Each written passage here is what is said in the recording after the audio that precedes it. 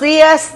Aquí estamos, como cada domingo, con todos ustedes y como siempre, agradecerle primero a Dios y luego a todos ustedes por brindarnos esa compañía y decirles que ya estamos en la antesala del mes de julio, porque mañana el lunes es día primero y don Eli y yo tenemos el placer de despedir a junio. ¿Qué le parece, don Eli? ¿Cómo está usted? Muy bien, yo lo despido así, echándome un poquito fresco. Vamos a ver cómo lo despide Sara cuando le toque su sección. Bueno, señores, como siempre, estar agradeciéndoles a todos ustedes el hecho de prestarnos un poquito de este día de familia, como lo es el domingo, para compartir, porque ustedes con nosotros también comparten en familia en Entérate con Mayra cada domingo de 8 a 9 de la mañana por Cinevisión Canal 19. Eso es para toda la República Dominicana y para los Estados Unidos y más a través de Dominican Network. También pueden seguirnos y disfrutar de este y todos los programas que hemos hecho hasta la fecha, ¿sí?, a través de YouTube, con ese mismo nombre, Entérate con Mayra. Así es que aquí estamos. Aquí estamos y usted estuvo en Haití dándole la bienvenida a los kenianos. No, lo vi por televisión. ¿Y porque usted no se encaminó allá? ¿Tiene miedo? Sí. ¿Le tiene miedo a barbecue o a los 400 maubosos? ¿A barbecue? Es duro ese. Pero miren, eso... Pero yo creo que lo ablandaron ya con... ¿verdad? Yo creo que sí. Él vio por televisión que esos militares kenianos bajaron... Dios mío. Alto, fuerte. ¿Usted vio esos morenos? Parece que están bien comidos. Y bien entrenados. ¿Usted cree que dará resultados esta misión ya que llegó de... Bueno, por lo menos en términos inmediatos parece que viene una pacificación en Haití. No sé si en lo inmediato, en lo próximo, se pueda controlar. Ellos van a recuperar, el gobierno va a recuperar parte del territorio que está en manos de las bandas. Se calcula que el 80% de las bandas controlan el territorio haitiano, que es mucho. Entonces, esa va a ser la primera misión de esta misión militar multinacional, porque se esperan que lleguen otros soldados de otras naciones. Sí, vi ahí que luego de la llegada de los soldados kenianos a Haití, pues el presidente Joe Biden estuvo haciendo un pedido a los demás países, exhortándoles a los demás países a que apoyen a Haití. Sí, y me llama la atención que un poquito antes de la llegada de los kenianos, Barbecue pidió un diálogo con el primer ministro, con Neil, y él le dijo que no, que para eso tenía que deponer las armas. Claro, y cuidarse muy bien porque eso puede ser una trampa. Eso puede ser una trampa. Y en términos inmediatos yo pienso que para la República Dominicana esto es un alivio. Yo creo que baja baja un poquito la presión de ese lado. Sí y no. Sí y no. Porque esto obliga también a cuidar más y reforzar la frontera, porque recuerde que en medio del trabajo de esta misión en Haití cualquier cosa puede suceder y usted sabe para dónde el caminito que se toma para salir de esos aprietos allá. El camino más corto para salvarse es cruzar de este lado. Exacto. Entonces, pero como quiera que sea, es un alivio porque Haití entonces da paso hacia cierto orden, cierta institucionalidad con este Consejo de Estado que lo está dirigiendo, y vamos a ver cómo terminan las cosas. Sí, vamos a esperar que la estabilidad te regrese. Y la institucionalidad. Y la institucionalidad, porque eso no conviene a los dominicanos.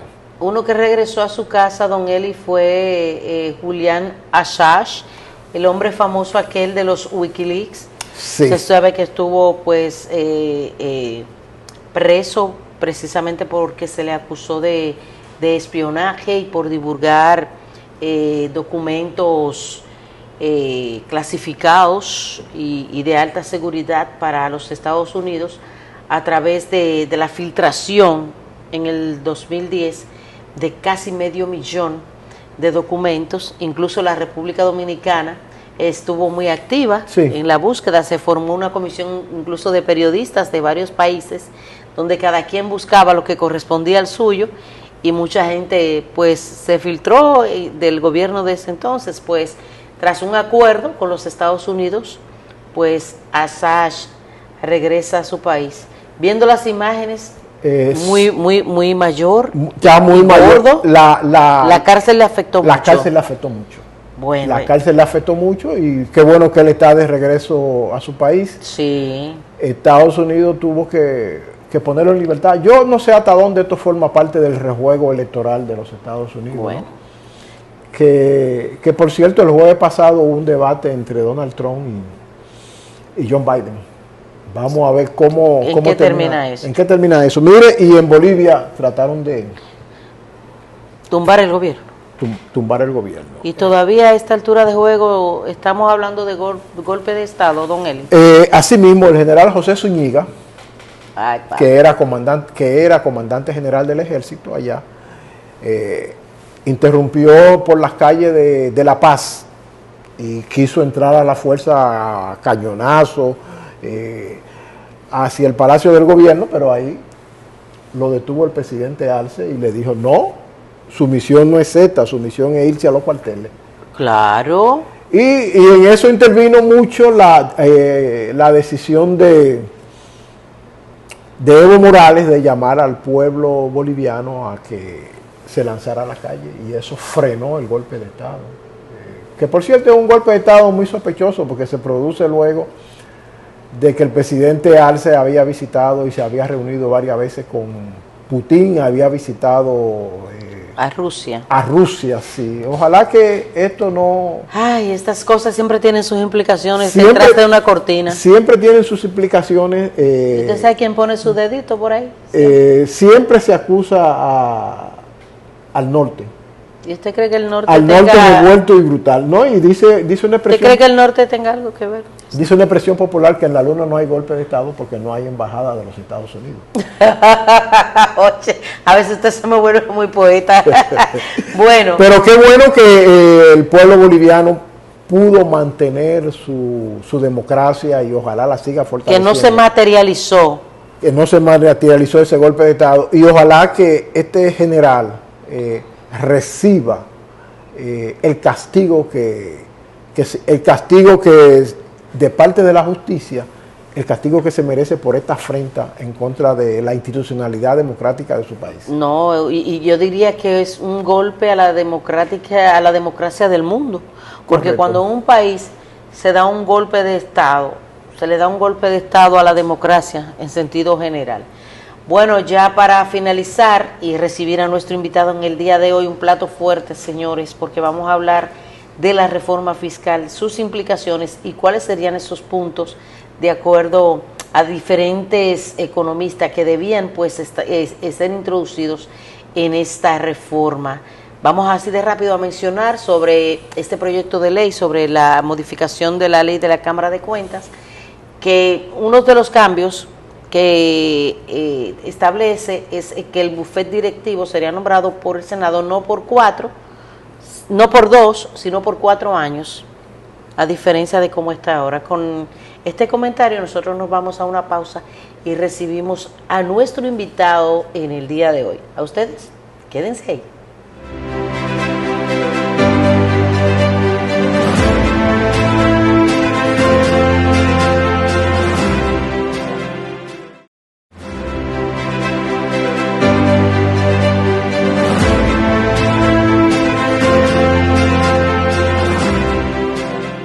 A ustedes gracias por continuar con el desarrollo de este espacio Entérate con Mayra.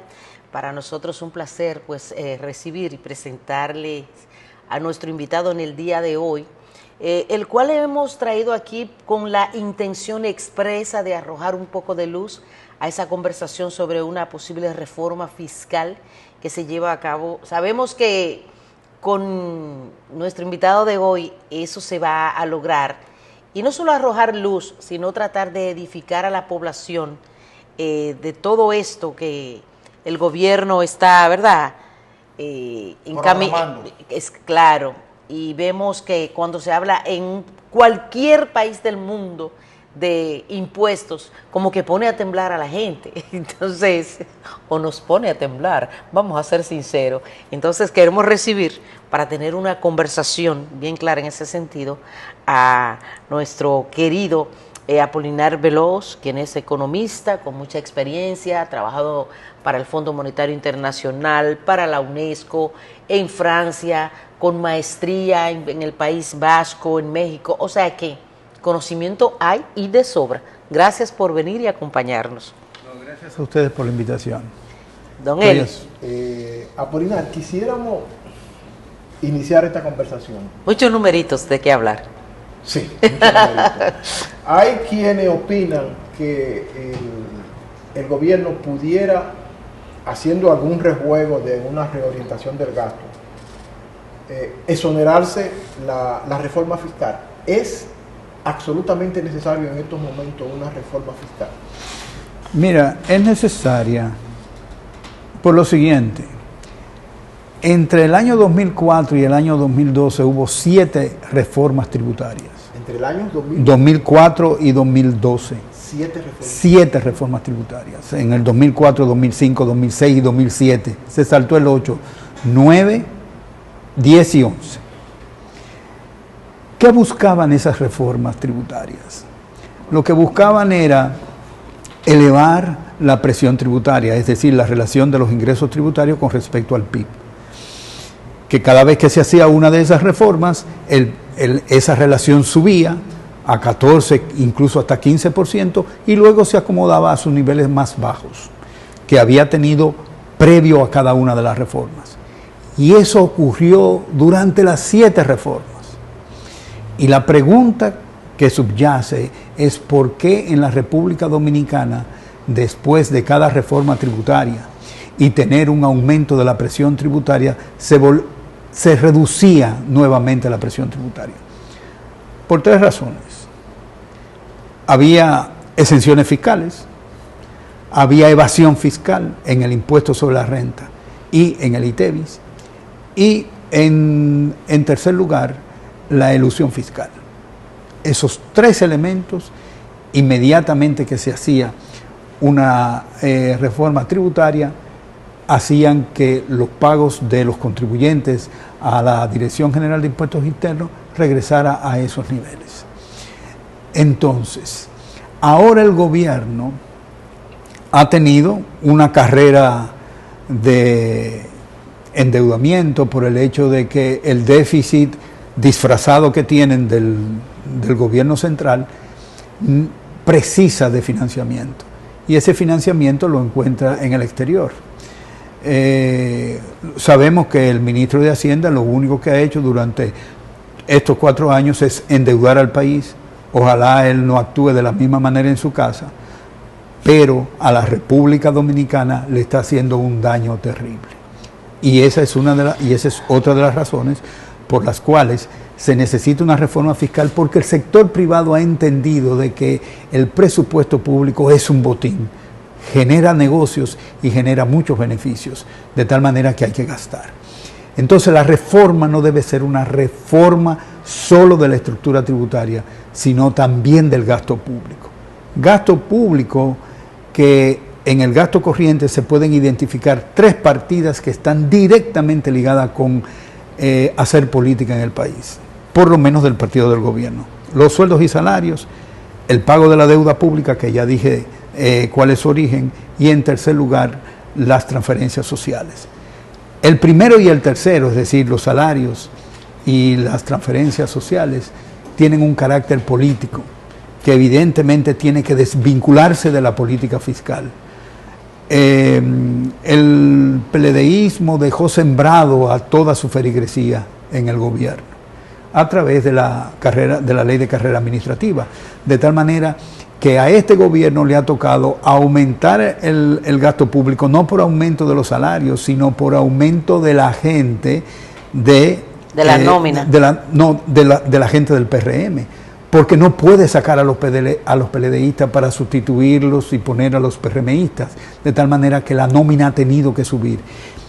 Y eso, dentro de la reforma, debe cortarse el vínculo que hay entre la nómina pública y los partidos políticos en el gobierno. Don Apolinar, a mí me gustaría saber si usted conoce la propuesta de reforma fiscal que tiene el gobierno, cuáles son los puntos y si en el país en los últimos 20 años o que usted conozca se ha hecho una reforma fiscal integral, verdadera, o sea, que no obedezcan a parcho para solucionar circunstancias del momento.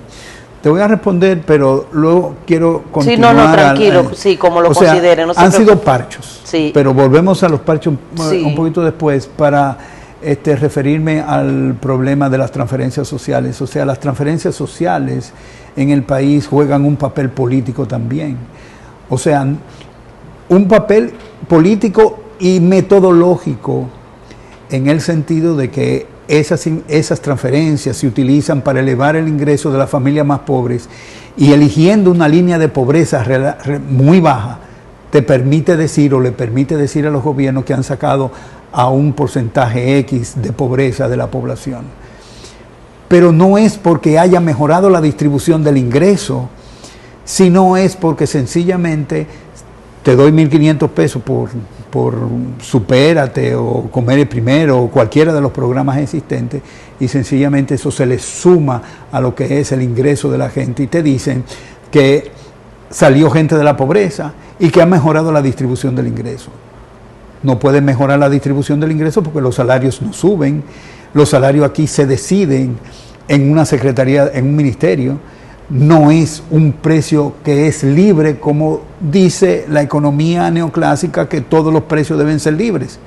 Y aquí hay dos precios que no lo son. O sea, el tipo de cambio no lo es porque es administrado por el Banco Central y el salario tampoco. Y ha ocurrido aproximadamente alrededor de 10 años para hacer un ajuste miserable a los salarios de la República Dominicana. Entonces, tiene que haber pobreza, pero la pobreza se disfraza justamente con esas transferencias sociales, que en segundo lugar se utilizan posteriormente para decirle a la gente que tiene que votar por quien te mantiene esa dádiva pública. Y en tercer lugar está el asunto de la deuda pública. Solamente el pago de intereses, no estamos contando cuando se amortiza la deuda, representa alrededor del 20% del gasto corriente. ¿Y eso qué significa?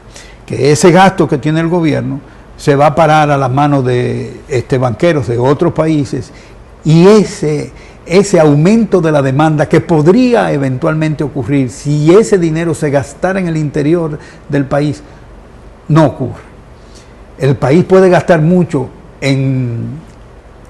pagando deuda pública, pero sin embargo eso no tiene impacto sobre la economía dominicana. Por eso el impulso fiscal calculado por el Fondo Monetario Internacional, de cada peso que gasta el gobierno, tiene un efecto de 3 centavos en la economía dominicana. En la economía dominicana. Exactamente. Entonces, esa es la realidad del gasto y del ingreso. O sea, tenemos una evasión fiscal, por ejemplo, en el impuesto sobre la renta del 60%, 62% para las empresas. ¿Y cómo ocurre esto, don Apolinar? 62%, eso está medido por la Dirección General de Impuestos Internos, que en el año del 2017 hizo una publicación de la evasión en la República Dominicana. Pero las personas físicas que declaran impuestos sobre la renta también evaden un 60%. De tal manera que de lo que se debería, que lo que recibe el gobierno de impuestos sobre la renta es aproximadamente el 40% de lo que potencialmente podría recibir. O sea, podría recibir, si recibiría el 100%, podría recibir un 60% más. Entonces, uno se pregunta, ¿cómo se puede plantear una reforma fiscal que sea justa cuando la gente que evade no se corrige la evasión? Y están hablando de aumentar el ITEVIS y de ampliar la base. No es posible hacer una reforma fiscal dándote la evasión y al mismo tiempo quitándole a los consumidores, que son los que más pagan porque recaudación fiscal por el ITEVIS es aproximadamente 550.000 millones de pesos, es decir, prácticamente un 50% de todos los impuestos, de los ingresos del gobierno, es el ITEVIS. Entonces, ¿cómo es posible que se esté pensando en aumentarle a la gente los impuestos cuando usted tiene una evasión que podría francamente resolver el problema? Entonces, no es necesaria una reforma fiscal. Sí, es necesaria porque eso hay que corregirlo. O sea, hay que corregirlo. Se puede cobrar los impuestos sin hacer una reforma. Exacto, sí, pero hay que llevarlo al Congreso. Por eso es necesaria una reforma, porque necesariamente tenemos que ir al Congreso y presentar esa modificación. Como les pregunté al principio, ¿usted conoce el proyecto, no? No, lo que yo sí he escuchado a algunos economistas que hacen vida común con el gobierno es de que debe ser rápida y que debe ser llevada al Congreso sin tener ninguna discusión. Eso es lo que he escuchado. Por lo menos públicamente eso se ha dicho. Cuando usted dice que es necesaria la reforma fiscal, ¿es precisamente para corregir eso que usted acaba de exponer? Sí, para corregir eso. ¿Y qué más usted considera necesario en esa reforma? Pero también hay que corregir otra cosa. Fíjese que nosotros pagamos el ITEVIS. Yo supongo que ustedes cuando van a comprar pagan el ITEVIS. Claro. Entonces, ¿cómo es posible que haya un 40% de evasión del ITEVIS? Entonces, ¿quién es que va de pagar el ITEVIS? ¿Los consumidores? No. Eso no tiene la posibilidad. El agente de retención. ¿Y quiénes son los agentes de retención? Los empresarios. Esos son. Entonces, toda la carga impositiva del gobierno básicamente descansa en los consumidores.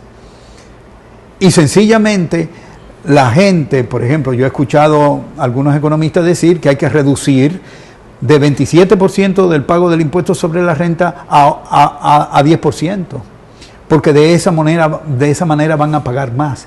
Pero ¿cómo es posible? Y dicen que la evasión es justamente por eso. Porque es alta. Porque es alta En Estados Unidos llega a 45% y quien se equivoca sencillamente va preso. Entonces el empresariado está evadiendo mucho acá. No, ahí están los datos. Claro que evade mucho. Entonces, usted no puede tener un sistema fiscal que funcione con una evasión de la magnitud que existe en este país. No puede. Y eso necesariamente tiene que corregirse. ¿Y el gobierno no lo sabe eso? Claro que sí lo sabe el gobierno, porque yo estoy hablando de documentos que produjo el propio gobierno. ¿Y entonces por qué no se encaminan a...? Porque entonces ahí tenemos que pasar a otro plano. Las elecciones en este país son financiadas por el sector privado dominicano.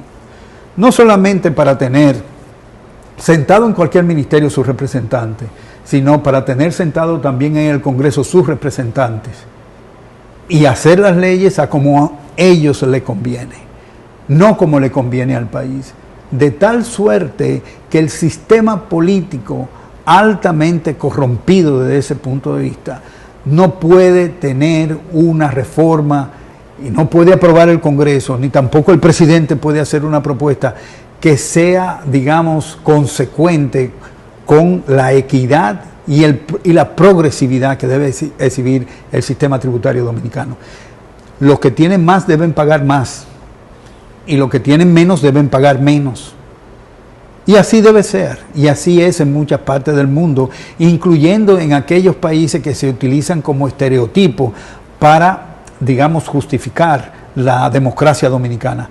La democracia dominicana es una democracia muy débil, que tiene como marco institucional mercados que también son muy débiles. Aquí fundamentalmente lo que funciona es el monopolio, el duopolio.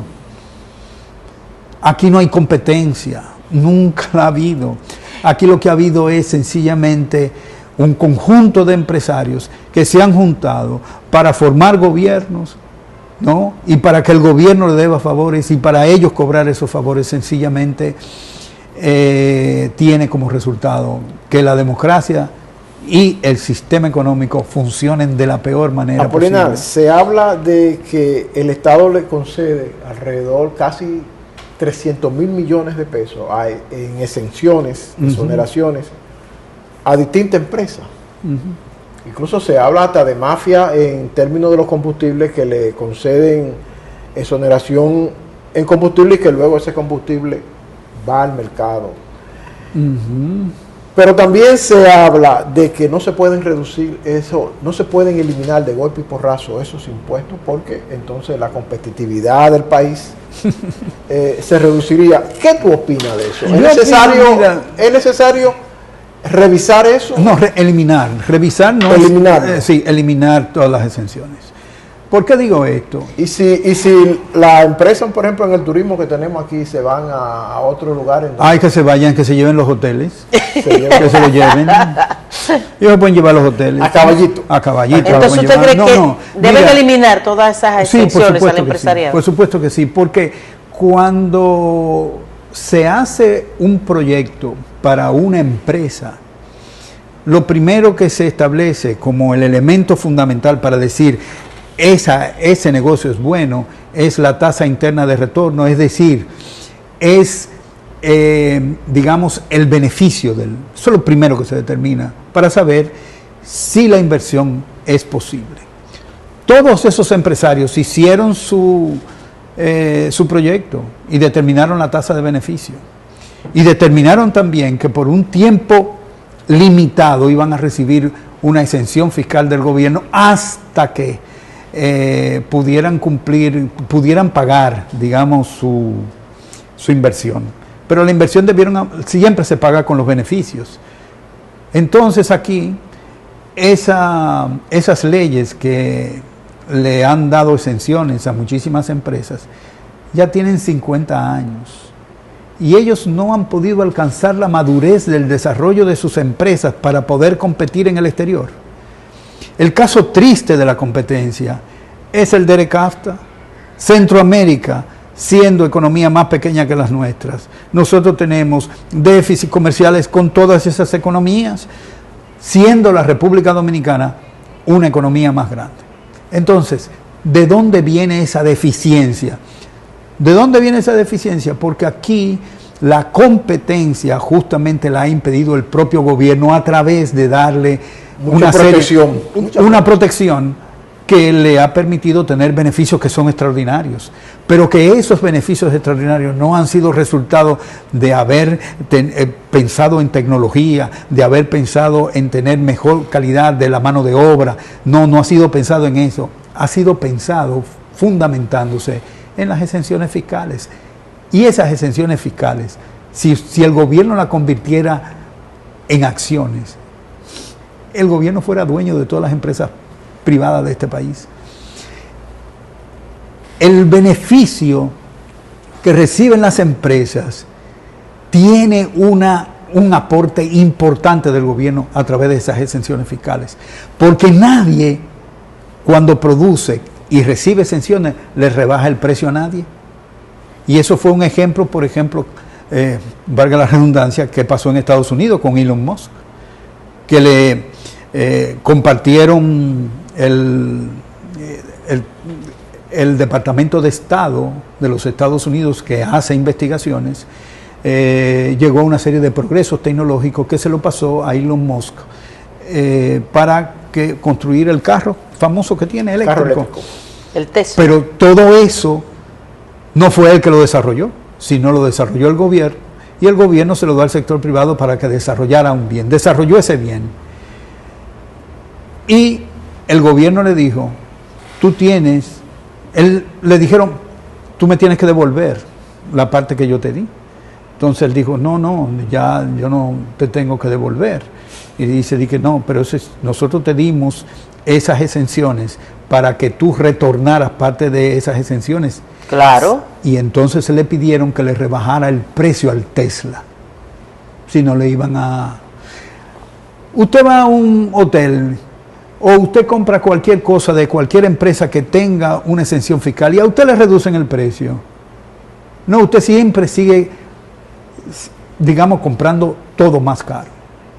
En este país, el índice de precio le lleva a usted el 30% de su salario en términos de bienes y servicios que usted puede comprar. Ese beneficio que reciben las empresas por concepto de esas exenciones, ellos no lo extrapolan a la sociedad, Tampoco. se queda ahí con ellos. Tampoco, y tampoco la evasión fiscal que hacen en el impuesto sobre la renta, si ellos no pagan los impuestos, ellos debían por lo menos reducirle el precio a los bienes que venden, deberían ser competitivos, muy competitivos deberían ser, porque ellos no pagan impuestos sobre la renta, el 60% se lo llevan. Entonces, Apolinar, pero se habla, en el caso de la zona franca, que dice que crea, qué sé yo, cuántos miles de empleos miserables, de empleos, con salarios miserables, porque que no se le pueden, no se puede tocar ese Nada. sector, no, eso no es así. ¿Se caería la economía? Si eso No, ocurre? hombre, que se va a caer, por el amor de Dios. Eso viene para ensamblar cosas aquí y aprovechar la mano de obra.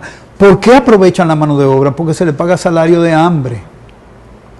No se toma en cuenta la productividad del trabajador que trabaja en esas zonas francas. Lo único que se tiene un arreglo es para aprovechar eso. Las materias primas que ellos traen aquí no pagan impuestos, ni de salida ni de entrada. No pagan impuestos por los beneficios, no pagan impuestos por nada. O sea, ese es un negocio para ellos. ¿Qué le deja al país? Empleo. 6% del total del mercado de trabajo no puede ser un impacto importante. Más impacto tiene el sector informal, que crea el 59% de los empleos. ¿Por qué, si las empresas son tan prósperas en la República Dominicana, la gente prefiere irse al sector informal? ¿Por qué? Porque el salario en el sector informal, créalo usted o no, es mucho mejor que el que usted podría tener en una empresa formal.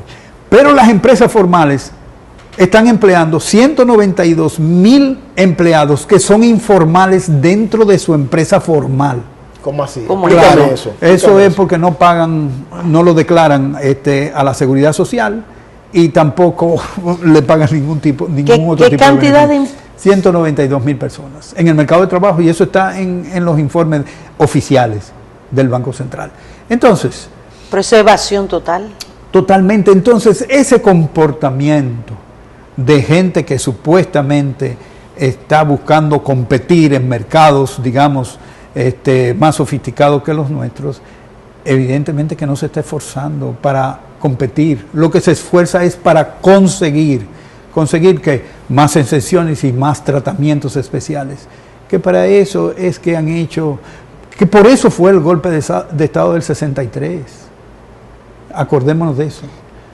O sea, fue una propuesta de esa ley que posteriormente se convirtió en Ley 299, que ocasionó el golpe de Estado. Y eso está narrado con lujo de detalle en Empresarios en Conflicto de Fran Moyapón. Es muy adelantado para la época ese proyecto. Sí, claro. O Pero fue después hubo otra intentona cuando Balaguer, porque le estaban pidiendo después del 66, en el 67, 68, que aprobara la ley, y él se estaba resistiendo, porque él sabía qué significaba para el erario en ese momento. Era pérdida de dinero. Mire, ¿y cómo usted ve el camino para el gobierno lograr esta reforma fiscal, y en qué forma, negativa o positivamente, podría impactar ya en términos políticos al partido de gobierno? Mira, si ellos hacen una reforma que beneficie al país, no tendría ningún problema. ¿Se puede beneficiar al país creando nuevos impuestos? Pagando lo que existe, por un lado. Y en segundo lugar, si usted tiene 310,000 millones que está regalando, y con eso usted resuelve el déficit fiscal, para decirlo claro. Pero también hay que ponerle un tope al gasto público. El gasto público no puede ser el gasto alegre, que pretende fundamentalmente complacer a los negocios del sector privado, el monorriel, los teleféricos, y dejando, por ejemplo, el transporte público terrestre a la deriva. O sea, cada gasto público es complacer a una empresa privada para que haga un negocio, o es complacer a un grupo, por ejemplo, con lo de Pedernales, 5 millones de metros cuadrados para que venga gente a construir, y el valor del terreno no existe. O sea, eso de APP y fideicomiso Eso ha sido incluso altamente criticado por el Fondo Monetario Internacional por los efectos que tiene sobre la política fiscal y particularmente sobre la política fiscal del gobierno. Entonces, no es eso lo que tenemos que buscar. Lo que tenemos que hacer es que esta economía de mercado sea próspera. Y para que lo sea, el gobierno tiene que comenzar a afinar el lápiz, ¿no? Y a aquella gente que tiene beneficio por más de 5 décadas, sencillamente quitárselo porque no los merece. Y no los merece porque no ha hecho ningún avance para poder competir en sus empresas. Compite porque tiene las exenciones del gobierno. Y el gobierno le deja evadir los impuestos. Entonces, queremos tener una reforma. Esa reforma debe ser equitativa. No me puede quitar a mí cuando el otro tiene demasiados privilegios. Y debe ser también del gasto público. No se le puede ocurrir un proyecto a cada presidente y sencillamente utilizar el gasto público para financiarlo. No es así. Aquí debe ponerse atención a lo que son los problemas fundamentales del país. La salud es un problema fundamental de este país, que está en manos del sector privado, que se fue un negocio que le creó el gobierno del PLD al sector privado, de la misma manera que las pensiones. Esos son negocios. Mientras esos negocios reciben más de 30 y 36 mil millones de pesos de beneficios por año, el individuo que se pensiona debe estar 30 años trabajando para recibir el 23% de lo que aportó o de su último salario. Don Apolinar, y eso es una barbaridad. Ya el tiempo se nos termina, pero yo quisiera que así brevemente, ¿verdad, don Eli?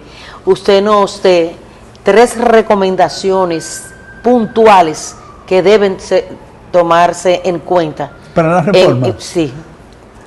Primeramente el gobierno debe tener un plan para reducir la evasión fiscal. De inmediato debe tener un plan, porque aquí todo el mundo sabe quiénes son los evasores. Vamos a estar claros en eso.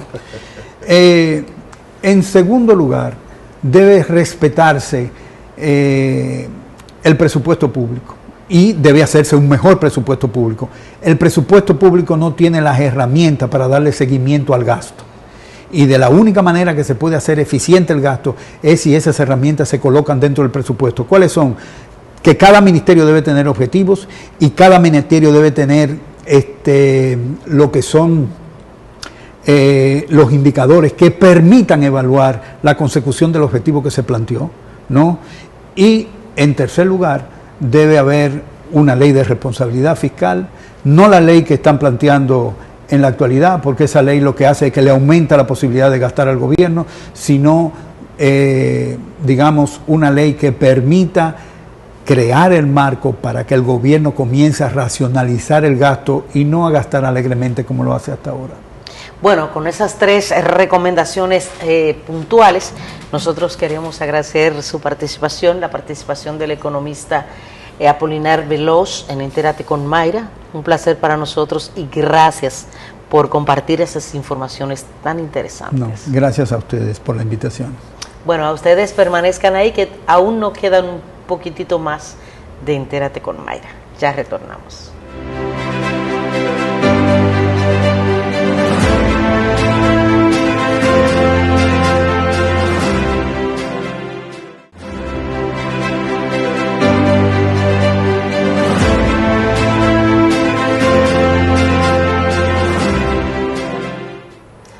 Bueno, aquí sí llegó el momento migratorio y damos la bienvenida a nuestra querida Sara Espinosa. ¿Cómo está usted, madame? Estoy muy bien, gracias a Dios. Y tú con una blusa espectacular. ¿Es verdad? Claro, una blusa aguayuvia, ¿es que le llaman? Yo no sé. Es una blusa con una rosa ahí toda fenomenal. Toda sharp. Todo fenomenal. Dígame, ¿qué tenemos para hoy? ¿Qué tenemos para hoy? Sí, tenemos 2 temas. Lo que hay para hoy. Lo que hay para hoy. Hoy tenemos 2 temas y quiero que me dé el tiempo, porque los 2 son muy importantes. Pues dele para allá entonces. Y que arranco en fa. A nuestros amigos televidentes, pues aquí están estos temas interesantes. Hoy vamos a hablar de la importancia de el peticionario en los Estados Unidos. Muchas veces tenemos aquí una petición migratoria, ya sea de un peticionario ciudadano americano o de un residente. Pero ¿qué pasa?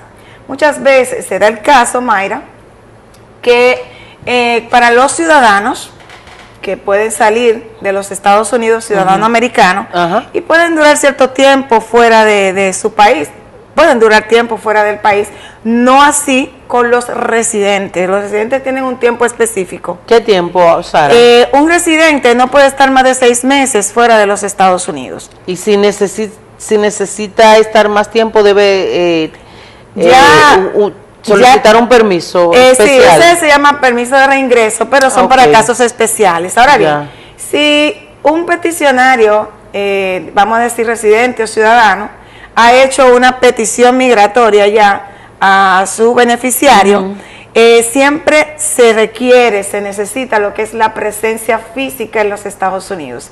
Pero yo me voy directamente con los ciudadanos. Que el que pide debe estar en el país donde pidió. Claro, porque si tú estás pidiendo a tu familia para que vaya a vivir a los Estados Unidos, se supone que tú estás residiendo allá. Pero me he encontrado con casos de ciudadanos, en especial ciudadano americano, que piden, pero ellos no están residiendo de manera normal en los Estados Unidos. Ahora bien, ¿qué podría esto? ¿Qué implicaría eso? Que ya cuando están en la entrevista consular, se requiere lo que es la evidencia de presencia física, y por esta información tan importante, a aquellos beneficiarios le puede su caso pasar a proceso administrativo, porque se da el caso, valga la redundancia, que cuando tienen que aportar esas informaciones para actualizar en el sistema de la presencia física, no tiene forma, porque ya han estado mucho tiempo fuera de Estados Unidos. Entonces puede convertirse la petición un poquito como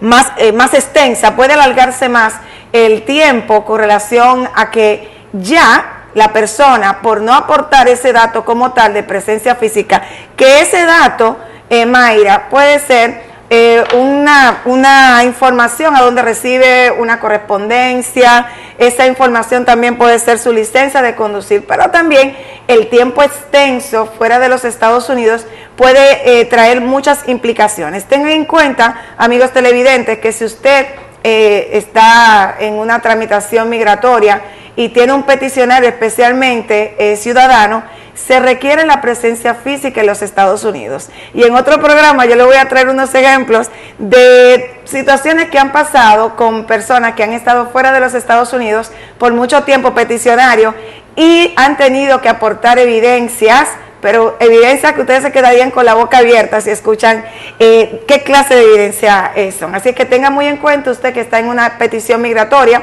su peticionario tiene que aportar las evidencias físicas de que vive en los Estados Unidos. Y Mayra, para que no se me pase y me queda un poco de tiempo, voy a pasar ya a otro tema rápidamente. ¿Por qué? Porque muchos de mis clientes me han preguntado, mira, licenciada, yo tengo un cambio en mi pasaporte de algún nombre, apellido, alguna actualización, Mayra, que han hecho en su documento de viaje, especialmente en su pasaporte. Entonces, ¿qué pasa? Que ustedes saben muy bien que el pasaporte, que es su documento de viaje, tiene que tener las mismas informaciones que contiene su visa. ¿Por qué? Ya le explico.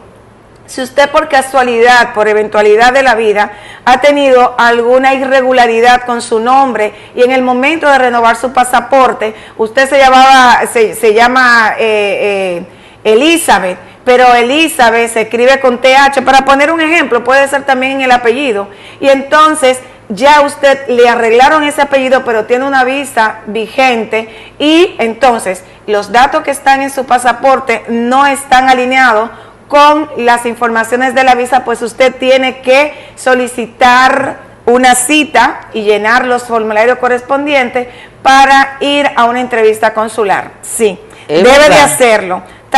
mire, si se le pierde su pasaporte, que se le perdió y usted obtuvo un nuevo pasaporte, si usted tuvo algún cambio en su apellido, en su nombre, todas esas anomalías o esos cambios requieren directamente que usted vaya a una entrevista consular. ¿Para qué? Para que sus datos salgan correctamente como está en su pasaporte. Y esto es un proceso muy largo, Este es un Sara. proceso normal, como que usted fuera a pedir visa la primera vez. Es Pero verdad. obviamente tiene que aportar en la entrevista consular la razón por la cual usted está haciendo ese cambio.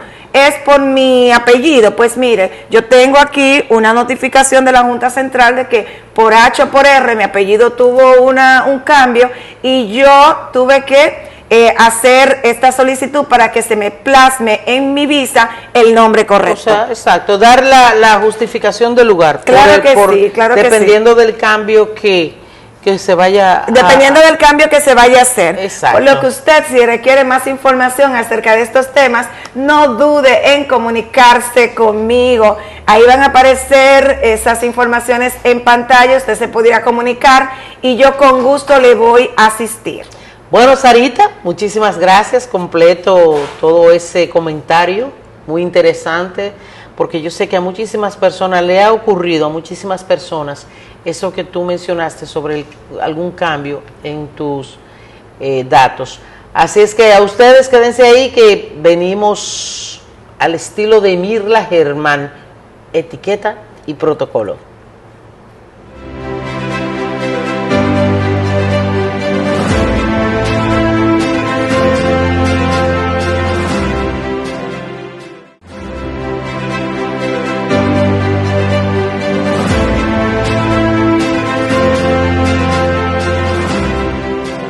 Buenos días amigos de su espacio Entérate con Mayra. Esta semana vamos a tratar el protocolo cuando nuestro funcionario ha sido invitado a una actividad. Lo primero que debemos hacer es ponernos en contacto con el departamento de protocolo de esa institución donde ha sido invitado.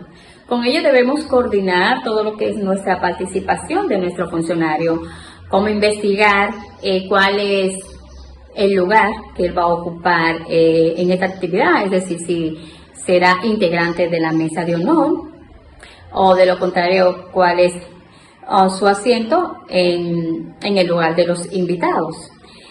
También es bueno que ustedes investiguen cuál es el programa, tener copia del programa a seguir para que así nuestro funcionario tenga idea de cuál es el desarrollo que se va a dar durante este evento. También tenemos que investigar cuáles son los invitados que van a asistir a este evento, si hay otros invitados relevantes, y nosotros tener, o el funcionario tener el conocimiento de estos invitados.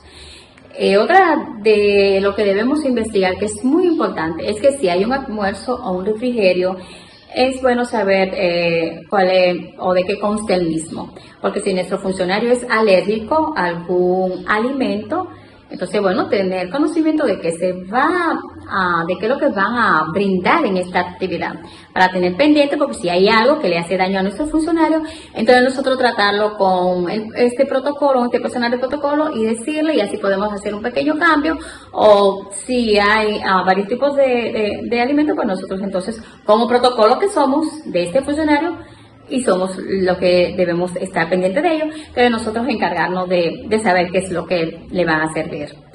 También ya cuando llega el día de la actividad, nosotros debemos de estar como 2 horas antes en el evento o en el lugar donde se va a realizar la actividad. Porque recuérdense que nosotros somos como la avanzada de este funcionario. Así estamos viendo cómo es el ambiente, cómo va la actividad, para ir informándole a nuestro funcionario en qué momento él puede salir para dirigirse a esta actividad, porque quizás él tiene cosas importantes que hacer, que firmar, y así no pierde tiempo, y nosotros allá le podemos decir, bueno, ya es momento de que usted puede salir, porque ya hay el tanto por ciento de los invitados, y así nuestro funcionario no pierde tiempo estando en esta actividad sin todavía iniciar. También, si es en un lugar que quizás no lo conoce mucho, nosotros vamos a investigar de cuál es la manera de la que podemos llegar más fácil. Entonces llamamos a nuestro funcionario y le decimos, bueno, La manera más fácil que usted puede llegar es por acá, por este lado, y así le facilitamos también el tiempo en llegar al lugar. Si nuestro funcionario tiene alguna función importante, recuerden que, bueno, nosotros tenemos pendiente para decírselo a nuestro funcionario para que él esté preparado durante este evento. Si, como nosotros llegamos antes, debemos procurar de cuidar el asiento del funcionario y estar pendiente a todo lo que es relacionado a él en esta actividad. Así que ya ustedes saben cuál es nuestra función cuando nuestro funcionario ha sido invitado a un evento. Esto es todo por hoy. Que pasen un feliz resto del día y nos veremos en la próxima con otro tema más de protocolo. Adiós.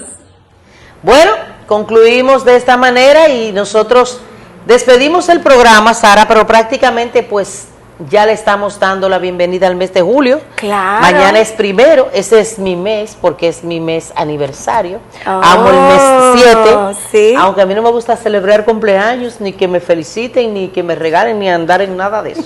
María, pero esa celebración hay que hacerla en grande. Ay, no, claro que sí. Yo prefiero tranquila, sí. ¿Es verdad? Sí, recogidita, yo no soy de armar cumplirlo tranquila y en salud. Bueno. Ahora, si don Eli me dice, vamos a compartir una botellita de vino del programa, déjalo allá. No, pero vamos a celebrar esto, Mayra, de una botellita de vino. ¿De verdad? Claro que sí, Yo no tomo nada, yo nada más tomo agua. Bueno, me llevan café. Señores, a ustedes gracias como cada domingo por esa hermosa compañía que nos hacen a través de este espacio. Entérate con Mayra. Miles de bendiciones, Sarita. Amén. Bye, bye. Bye.